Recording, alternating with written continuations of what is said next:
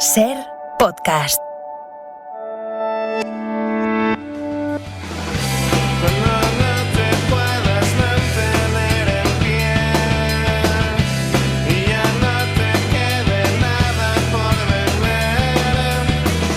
Daniel Ibáñez, bienvenido a La Hora Extra. Muchas gracias. Daniel es actor, nació en Madrid hace 28 años. Le habrán visto en La novia gitana, La valla, El buen patrón, Terminator o también en teatro, Muerte de un viajante, por ejemplo. Ahora protagoniza una de las películas de la temporada, Segundo Premio, dirigida por Isaki Lacuesta y Paul Rodríguez, sobre los planetas. En el siglo XX las familias te decían que los músicos eran maricas o yonkis, como si eso fuera incompatible. Los grupos son pura química. Cumplimos 27, que es la edad en la que dicen que se mueren todos los rockeros. Para que un grupo sea bueno, tiene que ser como su ciudad. Y es que Granada es la única ciudad con nombre de bomba. ¿Cómo ha sido interpretar a Jota? Pues para mí ha sido un reto, porque hay, como ya sabes, hay muchos escollos que salvar en la peli. A priori era la música en directo, luego ha sido, por supuesto, interpretar a un personaje tan famoso de la historia de Granada y de la historia de la música de este país, pero bueno, muy bien arropado, la verdad. Sí que ha sido también sencillo por ese lado. ¿Tú tienes formación actoral? ¿También tenías formación como músico o eres más autodidacta? ¿Tocabas? ¿Has aprendido ahora? Yo soy autodidacta de siempre. Tengo un hermano que fue profesor de música y otro que tuvo un grupo también muy duro, del metal de muchas guitarras. y bueno, pues viéndoles un poco también me he aprendido, y yo por mí mismo siempre me ha gustado mucho el autodidactismo y encerrarme un poco en la música. Y sí. ¿Y cuál es tu relación con los planetas? No sé si te gustaba la banda o si no es tu rollo, si les has conocido. Sí, a Jota sí que le pude conocer ya después, cuando ya habíamos terminado el rodaje. Y los planetas los conocía de oídas, pero no era un grupo que yo tuviera muy presente. Así que ahora ya se han transformado en parte de mi lista de Spotify fija. y bueno, sí, me gustan mucho, la verdad. ¿Qué te ha dicho Jota? ¿Ha dado su visto bueno? Bueno, Jota es Jota, ¿no? Sí. Da su visto medio, da su visto medio a las cosas, pero no, sí, le habían gustado muchas cosas de la peli y sí, estaba contento, la verdad. Segundo Premio nos lleva a Granada, a la ciudad de Lorca, un poeta que fue muy popular, que sufrió también el fascismo. ¿Qué ha unido Lorca y el rodaje de esta película? Pues hay una simbología, ¿no? que sobre todo Isaki se ha encargado de pergeñar junto a Fernando Navarro. Y bueno, él está muy unido a la historia de Granada, ¿no? Lorca, y a la historia de nuestra literatura. Y también está muy presente en cuanto al epítome del sacrificio, el epítome de lo artístico y de lo que dejas atrás, ¿no? Y de parte de la esencia de Granada. Y era muy importante nombrarle dentro de esta historia que tiene tan presente toda la historia y la cultura de Granada. ¿Eres madrileño? ¿Pones acento de Granada? ¿Ha sido esto un reto? Lo que ha sido un reto es que mis amigos de allí no me dejen de querer. O sea, si no me dejan de querer, para mí habrá sido el reto. Porque, bueno, sí, hemos tenido tiempo también. Y el tiempo es muy importante. A mí me gusta mucho sumergirme cuando voy a hacer las cosas. Y en este caso con los chicos ha sido muy sencillo. Y con Isaki, que ha tenido mucha paciencia también. Así que, bueno, ha sido muy divertido. Es una película que, entre otras cosas, habla de la amistad masculina. ¿Crees que la amistad masculina está poco representada en la ficción? Creo que a veces está muy estereotipada y que hay que romper un poco con eso, ¿no? Y el clima y la personalidad de Granada ayuda mucho a eso, porque hay un momento en la película que se dice: por dentro se hubieran dado de hostias, pero por fuera eran más secos que un charco en verano, ¿no? Y hay algo de esto, ¿no? Que también entre nosotros contrastaba mucho, porque los chicos son pues un poco más secos, más granadinos, no tienen este carácter un poco más introspectivo, y yo soy todo lo contrario, y nos queremos muchísimo. Entonces esta ha sido una de las formas en las que el cariño de repente no se traduce de una manera predecible, sino que está. Y la película yo creo que habla de eso, ¿no? Del amor entre dos amigos. Y en este caso hay tres personas, pero sobre todo, ¿no? de dos amigos que, bueno, pues que no se lo ponen fácil entre ellos. De Lorca y Granada a Orihuela en Alicante y Miguel Hernández. Temprano madrugó la madrugada, temprano está rodando por el suelo. No perdono a la muerte enamorada. Para la libertad sangro, lucho, pervivo para la libertad. Para la libertad es una obra de teatro dirigida por Gabriel Fuentes en la que interpretas a Miguel Hernández. Habéis estrenado ya en el Teatro Palacio Valdés de Avilés, antes de pasar por Cartuja Center de Sevilla y por el Teatro Marquina de Madrid. ¿Cómo ha sido la acogida en Asturias? Ha sido fantástica, la verdad. Lo pienso y todavía me emociono porque ha sido precioso, Dani, estar allí y estar también rodeado de gente con tanto talento. Porque no deja de fascinarte cuando la gente tiene un talento, aunque la conozcas y la quieras. Y ese ha sido, en este caso, lo que para mí han demostrado tanto Eva Rubio, Pablo Sevilla, por supuesto Daniel Molina con una dirección musical fantástica, y Gabriel Fuentes, que ha hecho un trabajo de dirección para mí muy pormenorizado y muy dinámico y que creo que va a emocionar y va a gustar muchísimo. ¿De dónde surge la idea? O si no lo planteo de otra forma, que hace un chico como tú, de tu generación, recordando al poeta aquellos años terribles, ¿qué te fascina de esta bohemia literaria que dices en la obra? Pues pienso que hay una... Me pasó cuando fui a ver a Serrat, que siempre dices, ¿qué me liga con esto, ¿no? Y cuando ves a un grande, que a mí me intimidaba mucho, ¿no? Conocerle, le dije, Juan, a mí esto me parece de lo más increíble que he hecho en mi vida, estar aquí contigo. Y no sé, de alguna manera siento que estoy relacionado contigo, ¿no? Y que esto nos relaciona contigo, con Miguel Hernández. Y me dijo, nos pasa mucho, y es porque la cultura tiene este poder, ¿no? De hacerte vibrar las cuerdas del corazón y de que lo aparentemente inútil acabe resultando el instrumento más efectivo contra la pérdida de la memoria, ¿no? En este caso. Y creo que a Miguel Hernández una de las cosas que más le engrandece es eso, ¿no? El sacrificio y no haber cedido ante determinadas presiones porque sabía que su legado era importante, igual que lo ha sido el de Serrat. Tengo la vida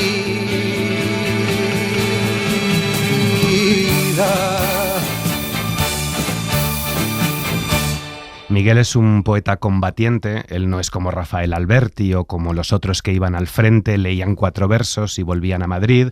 Él estuvo allí todo el tiempo, igual que cualquier otro combatiente, donde más nevaba, donde más frío hacía. Miguel es un luchador, el valor humano y el corazón de este chico son extraordinarios. En él se juntan el amor y la responsabilidad. ¿Qué has descubierto de Miguel Hernández? Que tenía una conciencia preclara.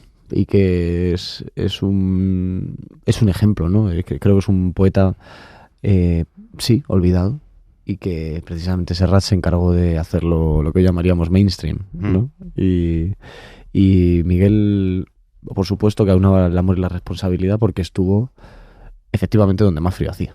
Y creo que eso es algo que en esa época no era muy común, no provenía de una clase burguesa. Entonces es cierto que él no podía estar en otro sitio que no fuera la trinchera, ¿no? Y era donde quería estar y andando entre sus amigos muertos era capaz de elaborar esta poesía que, partiendo de lo particular, se ha elevado a lo universal de una manera magistral.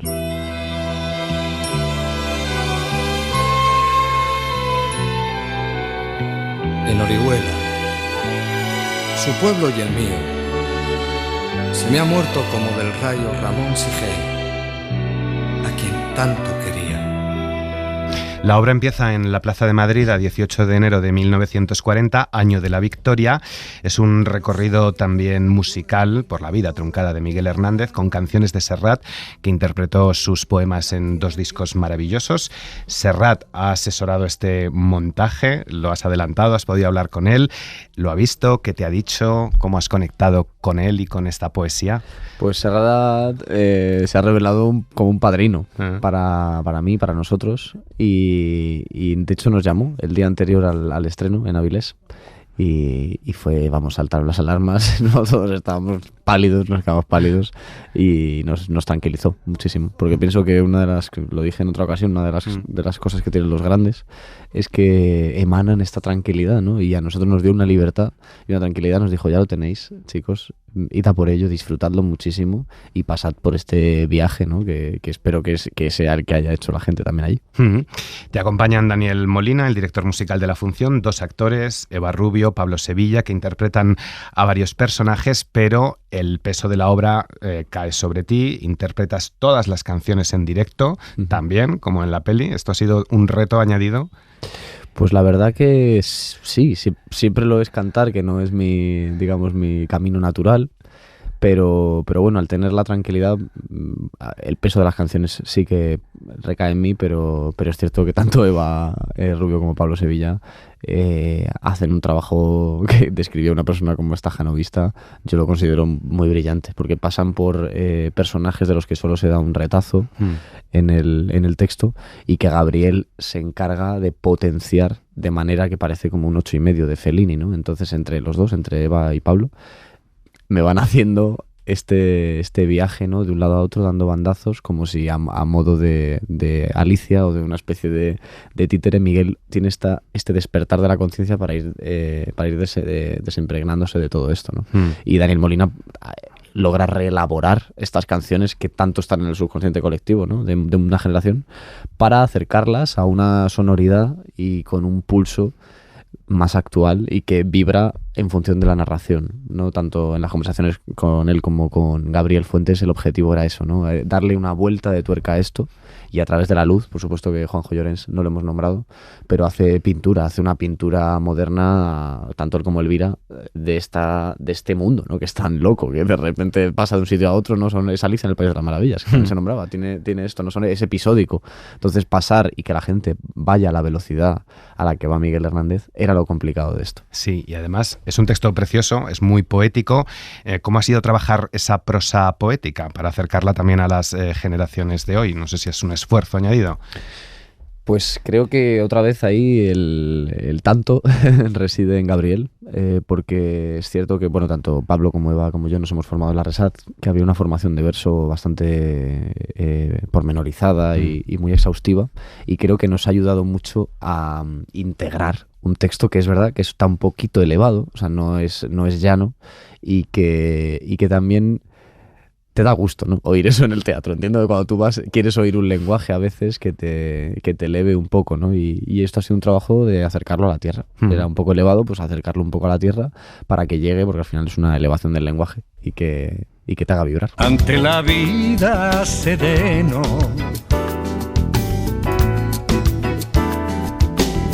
ante la vida sereno y ante la muerte mayor, si me matan, bueno. Decías que Miguel Hernández es un poeta olvidado. Voy a leer un par de fragmentos. Aunque te pasen y te fusilen y te desaparezcan, lo que no conseguirán jamás será callar tu voz de poeta libre, la belleza de tus textos y de tu corazón. A Hernández como a Lorca los mataron, pero han sobrevivido y sus asesinos quizá no. Decías en una entrevista hace unos años que el reto de tu generación es hacer cosas que permanezcan y que no se diluyan como un vídeo de YouTube. ¿Son al final inmortales estos versos, esta música? Sí, sí lo son. Y aquí me toca nombrar a José Velasco y a Okapi porque nos han dado una oportunidad de que esto permanezca y que gracias a ellos haya un peso, ¿no? en esta historia, y sigo pensando que ese es el reto. Sigo pensando que realmente dejar una herencia, hoy en día los valores no están tan claros, ¿no? Todo está bastante diluido, y no solo los valores, los iconos también, ¿no? Yo el otro día viendo a Serrat pensaba como qué iconos tenemos en nuestra generación, ¿no? Y esto es algo que a mí siempre me ha preocupado, porque creo que la falta de iconos a veces, o sustituirlos por un beneficio, una acumulación, no tiene mucho sentido. Y creo que eso es algo que no va, ¿no? Con la esencia del ser humano. Y precisamente tanto Miguel Hernández como Serrat siempre han pretendido hacer vibrar más allá de cualquier tipo de acumulación, ¿no? Y esa es mi sensación con esto, ¿no? El hacer vibrar. Y además de falta de iconos, no sé si tienes percepción de que los jóvenes también tienen una cierta falta de memoria entre YouTube y YouTube, TikTok y TikTok. Es que no quiero ser un augur negativo, no me gusta como de ser un agorero, pero es verdad que pienso que la memoria no es una virtud hoy en día, o no se tiene como tal, y para mí por supuesto que lo es, porque es lo que crea una línea coherente con todo lo que hemos sido y todos los sedimentos que creamos. Y creo que hoy en día, pues bueno, en parte sí, las redes sociales tienen un efecto, tienen muchos positivos, pero grandes, muy negativos, y creo que no se pone el acento en eso, y es que la memoria es fundamental y no puedes descargar la responsabilidad de tu conciencia en un aparato. O sea, eso es lo que yo considero, y que creo que tenemos que tener un poco la mirada puesta en eso ligeramente, ya te digo, sin ser un agorero, ¿no? Pero creo que es importante. Y el teatro vale para esto, ¿no? Para estar ahí, estar en lo que ves, en lo que sientes y que no haya nada más a tu alrededor. Carne de yugo ha nacido, más humillado que bello, con el cuello perseguido por el yugo, para el cuello. Fueron años muy duros para Hernández, sumido en la miseria, recorriendo varias cárceles hasta su muerte, pero también es la obra, el texto, un anhelo, ¿no?, por recuperar la vida sin perder la esperanza. Hay música, hay belleza, entra con música las cosas también un poco mejor, pero también hay humor. ¿Cómo funciona aquí el humor para aligerar esa carga? Es un montaje muy luminoso y creo que es algo que a priori puede haber una conciencia, a lo mejor un prejuicio, ¿no?, de que lo que la gente va a ver va a ser algo con una cierta gravedad o que se le atribuye una gravedad o un peso. Por supuesto que lo tiene, la historia es la que es, pero el montaje descarga muchísima responsabilidad en el humor, que creo que es, y la esperanza, que eso es fundamental, tanto el humor como la esperanza. Creo que en este montaje también Gabriel Fuentes se ha encargado, ¿no?, de poner el acento ahí y decir lo que la gente necesita divertirse. Y él era una persona, Miguel Hernández, muy divertida, muy expansiva, y las canciones van muy bien, porque el otro día hablaba precisamente con una persona que estuvo en el público, que le encantó, y decía, es que creo que es así como cantaría Miguel Hernández, ¿no? Y yo decía como, joder, me llenó el pecho, ¿no?, de orgullo, decir, pues ojalá que eso sea así, que te parezca, si te parece eso, así será. Entonces es verdad que es un montaje en donde yo diría que la gente va a ver algo muy luminoso y que no se espere ver algo con esta gravedad o que le vaya a hacer pensar en suicidarse, porque no va a ser así. O sea, realmente es algo que va a querer hacerte, pues ya te digo, saltar, ¿no?, vibrar, emocionarte. Sí, yo he saltado, me he vibrado y me he emocionado leyendo el texto. No hemos podido verla todavía. Los oyentes de radio, a lo mejor algunos la han visto ya, pero la mayoría no. Cuéntanos un poco cómo es esa puesta en escena para pasar de una cárcel mugrienta a un cabaret, por ejemplo. La poesía hay que presentarla a cuerpo limpio, decía Miguel Hernández. ¿Cómo es esa limpia puesta en escena? Pues la puesta en escena ha partido por la necesidad, ¿no?, de crear algo. Gabriel funciona muy bien, Gabriel Fuentes funciona muy bien en ensayo, ¿no? Y bueno, como ya sabes, obviamente tiene una carrera grande, ¿no? Acaba de ganar el premio Calderón de la Barca, ¿no?, en dramaturgia. Entonces, digamos que la idea era llevar un texto tan sumamente dinámico, a veces incluso puede que en exceso, a un peso en el que la gente pueda guiarse a través de estas palabras, ¿no? Y ese era el objetivo, decir, vale, esto es raudo, o sea, tú lo habrás leído y sabes que es raudo, que hay algunas escenas que casi que no tienen tiempo, ¿no? Entonces, el objetivo de Gabriel era hacer que esto plantara semillas y que todos pudiéramos ir, de alguna manera, tanto con las luces también Juanjo, pudiéramos ir haciendo un viaje de una manera apropiada y con un tempo apropiado, que no hubiera prisa, ¿no?, por llegar a las partes, sino que cada cosa tuviera su momento. El mundo de los demás no es el nuestro, no es el mismo. Subsistir en el mundo de las letras es una tarea hercúlea. Leo también en el texto de la obra cómo es subsistir en el mundo de la interpretación hoy, Daniel. Una de las profesiones más precarias y además están los actores luchando también para que se revalorice su sueldo conforme al IPC y seguimos sin acuerdo. Pues es una pena y es una lucha constante y por supuesto creo que cuando tienes una posición de privilegio o de fortuna, ¿no?, a tu lado, debes acordarte, precisamente cuando hablamos de la memoria, de los compañeros y compañeras que lo pasan mal y que a los que puedes ayudar y tienes para mí el derecho de ayudar, porque creo que es una de las cosas que si yo destacaría de Miguel Hernández es que era muy generoso, profundamente generoso en un sentido muy profundo. O sea, quiero decir, es que era una persona muy entregada y creo que hoy en día, con una profesión tan precaria como la mía, creo que hay que poner un poco el ojo a quien tienes a tu izquierda, a quien tienes a tu derecha y atrás y tenderles una mano. Creo que eso es fundamental y en el momento en el que alguien puede trabajar, que como bien sabes hay un 97 o un 90 de paro, es aterrador, o sea, oír eso es aterrador. Por eso creo que desde esa posición de privilegio hay que ayudar y hay que poner el ojo donde realmente hay que mejorar. Y creo que hay muchas cosas que mejorar.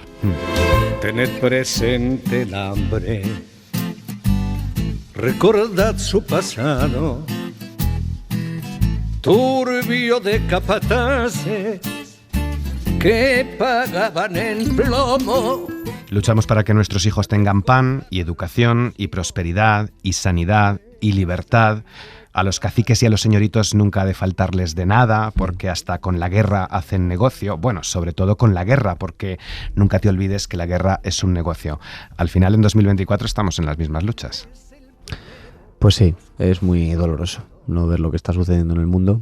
Creo que no se puede hacer oídos sordos y sin duda tratar de germinar la bondad, la belleza y el amor, ¿no?, a tu alrededor, y ese es uno de los objetivos de esta obra, ¿no? También alimentar un poco de esperanza a las personas que se quieran dejar entusiasmar por esto, que creo que hay muchas, y creo que de generaciones, no solamente los que ya conozcan a Serrat sobradamente, sino los que vienen, como la nuestra generación o incluso por detrás de la nuestra.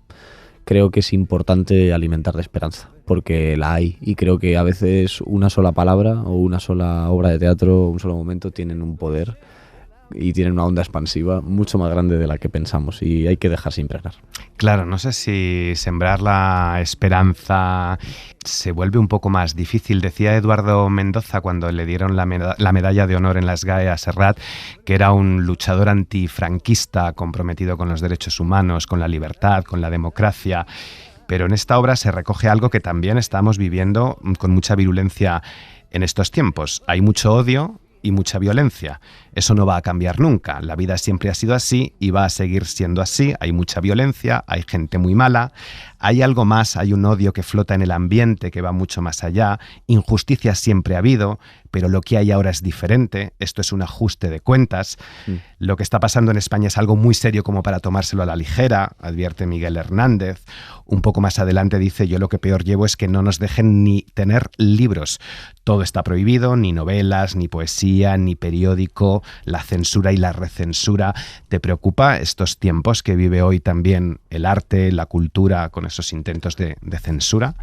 Yo siento que no hay que dar nada por hecho, y que pienso que personas como Serrat, que han luchado tan fuerte porque haya ciertos derechos, y entiendo que no puedes dar por hecho lo que hay hoy en día. Creo que mi generación a veces también adolece un poco de eso. Yo mismo adolezco de eso, que es pensar que lo que tienes no se va a mover porque siempre ha estado ahí. Y no siempre ha estado ahí, y créeme que puede estar cerca de que no vuelva a estar. Entonces pienso que esta obra también es esto, ¿no? Es darte cuenta de esto. ¿Hace cuánto pasó? Hace nada, realmente. Entonces es mejor que pongamos también un poco la mira, ¿no?, ahí, y defenderlo. Y defender que no nos prohíban tener libros, que no nos prohíban tener poesía, que no nos prohíban poder decir, hacer sin el miedo a algo, ¿no? Que el miedo no entre en nuestras vidas, porque es la mayor arma para dominar las mentes y los corazones de las personas, el miedo, y que desaparezca. Mi abuela decía miedo al miedo, pues miedo al miedo.